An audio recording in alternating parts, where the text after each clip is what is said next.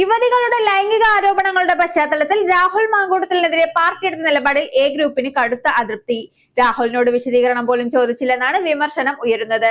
രാഹുലിനെതിരെ പെട്ടെന്നുണ്ടായ കടുത്ത നടപടി കുറ്റം ശരിവെക്കുന്നത് പോലെ ആയെന്നുമാണ് എ ഗ്രൂപ്പിന്റെ വിമർശനം.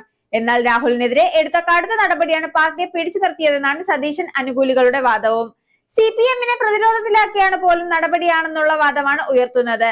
ആരോപണം ഉയർന്ന ഉടൻ തന്നെ രാഹുൽ യൂത്ത് കോൺഗ്രസ് അധ്യക്ഷ സ്ഥാനത്ത് നിന്നും രാജിവെക്കുകയും ചെയ്തിരുന്നു. അതേസമയം രാഹുൽ മാങ്കൂട്ടത്തിൽ MLA സ്ഥാനം രാജിവെക്കണമെന്ന് ആവശ്യപ്പെട്ട് പാലക്കാട് പ്രതിഷേധങ്ങൾ തുടരുകയാണ്. രാഹുലിന് സംരക്ഷണം ഒരുക്കുമെന്ന് കോൺഗ്രസ് നേതൃത്വം ആവർത്തിക്കുന്നതിനിടെയാണ് ഇന്ന് DYFI പ്രതിഷേധവും നടക്കുന്നത്. MLA-യുടെ രാജി ആവശ്യപ്പെട്ട് DYFI ജില്ലാ കമ്മിറ്റിയുടെ നേതൃത്വത്തിൽ വനിതാ സംഗമം സംഘടിപ്പിക്കും.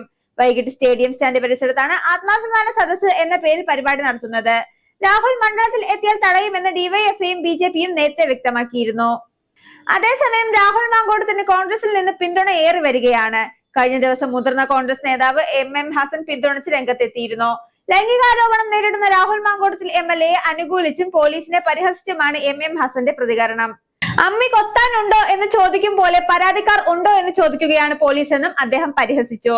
രാഹുൽ മാങ്കൂട്ടത്തിലിന്റെ MLA സ്ഥാനത്ത് നിന്നുള്ള രാജി മുഖ്യമന്ത്രി ആവശ്യപ്പെടുന്നത് രാഷ്ട്രീയ പ്രേരിതമാണെന്നും അദ്ദേഹം പറയുന്നു. സ്വന്തം പാർട്ടിയിലെ സ്ത്രീ പീഡകരെ സംരക്ഷിക്കുന്നയാളാണ് മുഖ്യമന്ത്രി എന്നും ഹസൻ കുറ്റപ്പെടുത്തി. രാഹുൽ മാങ്കൂട്ടത്തിനെതിരായ ആരോപണം രാഷ്ട്രീയമായി ഉപയോഗിച്ചാൽ നേരിടും. നിയമസഭയിൽ വരണോ എന്നത് MLA-യുടെ തീരുമാനമാണ്. നിയമസഭയിൽ വരുന്നത് അവകാശമാണ്. ഷാഫി പറമ്പലിനെ തടഞ്ഞാൽ കയ്യും കെട്ടി നോക്കി നിൽക്കില്ല. രാഹുൽ മാങ്കൂട്ടത്തിനെതിരെ ഇതുവരെ ആരും പരാതി ഉന്നയിച്ചിട്ടുമില്ല. എന്നാൽ M മുകേഷ് MLA-ക്കെതിരായ കേസ് അങ്ങനെയല്ലെന്നും ഹസൻ പറഞ്ഞു.